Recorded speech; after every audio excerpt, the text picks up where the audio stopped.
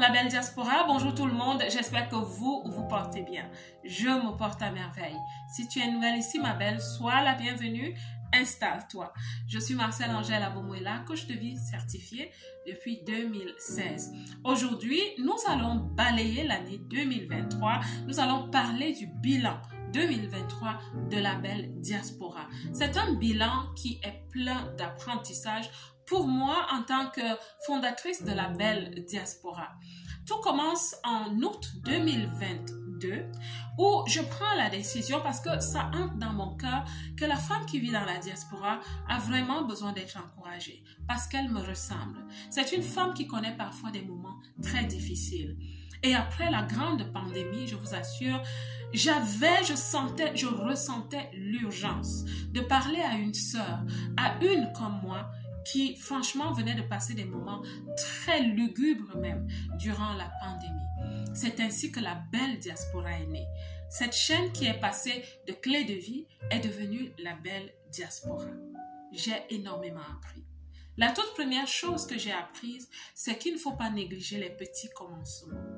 Parce que quand on commence en 2022 comme belle diaspora, nous sommes 22, c'est-à-dire 21 abonnés et moi, ça fait 22 personnes.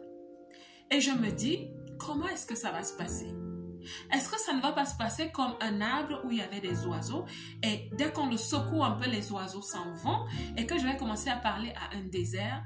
Parce que oui, le nom avait changé, la thématique, tout l'état d'esprit avait changé. Et j'ai commencé à diffuser des vidéos, à partager des vidéos et je me rends compte que les 21 sont restés. Merci à vous. Parce que vous m'avez donné de la chaleur. Vous m'avez encouragé vraiment à continuer.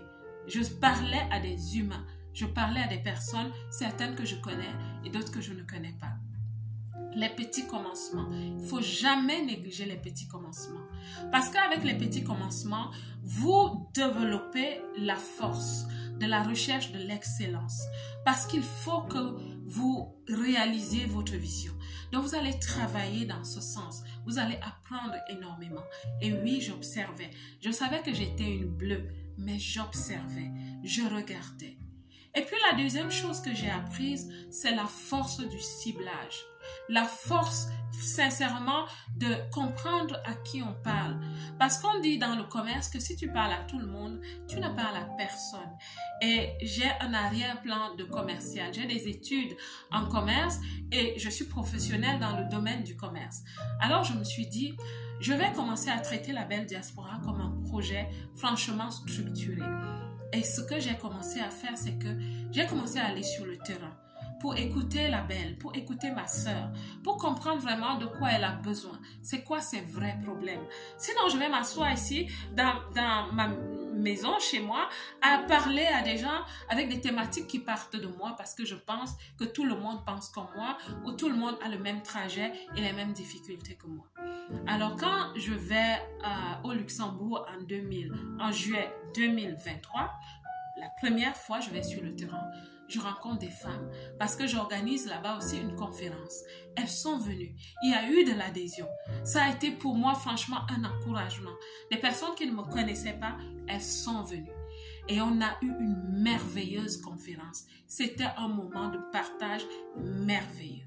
Et j'ai appris, j'ai écouté, j'ai pris des notes.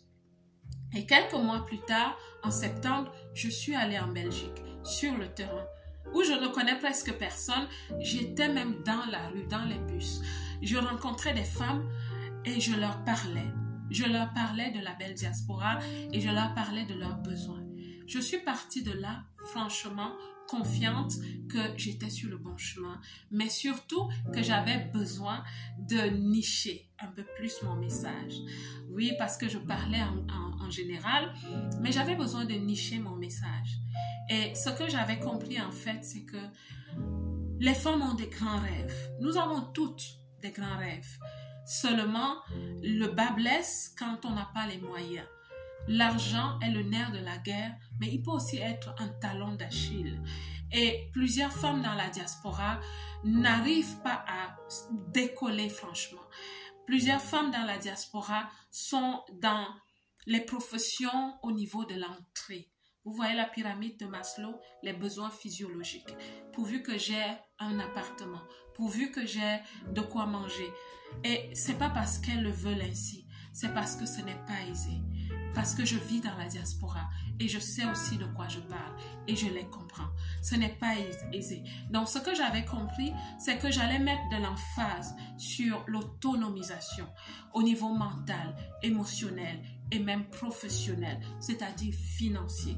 Et aussi, j'ai commencé à parler aux femmes de se créer un plan de carrière, de ne plus juste être des femmes qui veulent aller au travail pour être des salariés, mais devenir des femmes de carrière. Parce qu'une femme de carrière a une vision. Et avec une vision, on atteint des objectifs. Et une femme qui a des objectifs au niveau de la carrière est une femme qui apprend à postuler vers le haut.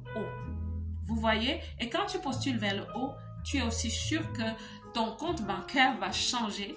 Et ça veut dire quoi? Ça veut dire que tu vas améliorer la qualité de ta vie et tu vas aussi réaliser de plus grands projets. Vous voyez le lien entre tout ça? Donc, j'avais décidé que j'allais plus m'axer sur cela. Et quelques temps plus tard, en septembre, j'ai fait une conférence en ligne où j'ai amené les femmes, nous avons travaillé ensemble pour qu'elles commencent à créer leur plan de carrière. C'est quoi un plan de carrière?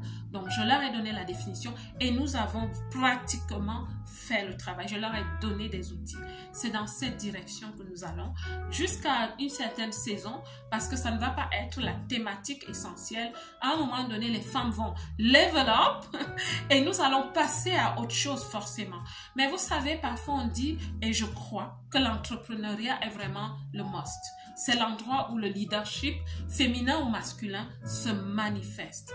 Vous voyez? Mais ce qui est vrai, c'est que soyons patientes les unes envers les autres. Il y a des femmes qui veulent bien, mais elles n'ont pas assez de capacité. C'est une longue histoire. Regardez mes vidéos, surtout les premières. Vous allez comprendre que dans la diaspora, nous avons fait face à énormément de traumatismes, que nous avons besoin de commencer vers la fondation afin de bâtir vers le haut. La réussite se fait par palier et de temps en temps, on doit se tenir la main. Donc, j'ai compris ça. La force du ciblage, la force de la segmentation, la force du positionnement. J'ai énormément appris ça. Et je vous ai aussi regardé, je vous ai écouté parce que comme une bleue, je faisais aussi mes petits pas. Donc, il y a beaucoup de gens qui m'ont inspiré sur les réseaux sociaux. Qu'à cela ne tienne, je tiens à mon identité, je tiens à mon message. Donc, je regarde, je cours ma course, je regarde vers l'avant. Et je vous assure, le fait de voir des gens qui brillent sur YouTube est une grande motivation pour moi. Parce que ça me donne l'impression qu'on peut le faire. Et petit à petit, on a grandi. Et j'aime que mon audience soit authentique. Je n'achète pas, peut-être pour le moment, je n'achète pas les vues, je n'achète pas les abonnés. Pourquoi? Parce que je souhaite savoir que toute personne qui regarde la vidéo est un être humain qui a choisi de s'abonner et qui est là pour mes messages. Vous comprenez ce que je veux dire? J'essaie de créer une communauté. Et je pensais qu'on allait être à 500 personnes d'ici la fin décembre. On n'est pas encore à 500. Nous sommes à 428 et je sais qu'on peut arriver à là. Donc ma belle, toi qui regardes, si tu n'es pas abonné et que tu apprécies mes messages, abonne-toi. Ça m'encourage aussi énormément. Abonne-toi, ma belle. Et les statistiques me disent que 60% des personnes qui sont abonnées, qui regardent mes vidéos et qui reviennent parfois, ne sont pas abonnées. What is the problem? What is your problem, my dear sister? Abonnez-vous, mes belles. Cela m'encourage et cela me booste. Laissez aussi des commentaires et dites-moi dans quelle direction vous voulez qu'on aille. Je suis très encouragée. Il y a quelque temps, j'ai été abordée par un professionnel dans le SEO, vous qui connaissez la technique, vous comprenez, et qui m'a abordée et qui m'a dit, tu es sur le bon chemin, mais il y a des choses que tu peux améliorer. Donc, je vous dis déjà, 2024 sera une année de collaboration parce qu'il faut améliorer les choses. Je parle déjà à 428 personnes. Je suis franchement pleine de gratitude, mais je souhaite parler à plusieurs personnes parce qu'il y a plusieurs dans la diaspora qui ont besoin d'écouter ce message d'encouragement. Voilà. Écoutez les belles, j'espère que ce bilan vous a parlé. J'espère que ce bilan vous donne aussi envie de réaliser votre propre bilan personnel en tant qu'être humain, en tant qu'entrepreneur, ok? Et qu'on est toujours ensemble, les belles. Si vous n'êtes pas abonné, je vous assure, abonnez-vous. Et je voulais finir avec une petite polémique depuis quelque temps des hommes qui sont abonnés ici. Bienvenue à vous les hommes. Mais qui viennent pour me faire des critiques sur mes cheveux. J'avoue que je ne comprends pas bien. Parce que le message que je passe ici est celui de travailler sur son identité en tant qu'être humain. Un être qui évolue, qui se développe, qui devient la meilleure version d'elle-même, de lui-même, un être avec des compétences, des capacités qui l'aident à se déployer dans un pays étranger. Une personne qui va commencer à développer son être, son savoir-être, son savoir-faire, afin d'écrire son nom dans le pays, le livre du pays qui l'accueille, et même sans oublier son pays d'origine. Quand tu as réussi, où tu te trouves, où tu as posé une très bonne fondation, où tu te trouves. Cette chaîne n'est pas une chaîne de revendication culturelle ou identitaire. Non, non, non, c'est pas ça mon message. Et si c'est le message que je passe à plusieurs, je suis désolée. Ce n'est pas mon message. Mon message, c'est celui de l'édification de la femme qui vit dans la diaspora pour son leadership, pour sa réalisation personnelle. C'est ça mon but avec la belle diaspora. Donc mes frères, je vous en prie, ce n'est pas ça mon but. La réalisation par les cheveux, franchement, non. Je m'assume et je sais que mes propres cheveux, si je les défrise, ils ressemblent à ceci. Donc ça ne me gêne pas de me faciliter la vie en mettant des extensions de cheveux. Vous voyez? Je souhaite finir en beauté. Je souhaite que vous passiez de merveilleuses fêtes de fin d'année, mais je vais vous parler d'ici la fin de l'année. Je vais poster d'autres vidéos et je vous assure, je suis en train de travailler pour m'améliorer, j'ai appris vraiment beaucoup de l'humilité. Vous savez, quand vous êtes dans le plan de la carrière et que vous croyez, ou que vous comprenez comment ça se passe au bureau, en entreprise, comment postuler vers le haut, comment vous battre pour que votre salaire s'améliore, votre revenu et votre propre vie s'améliore.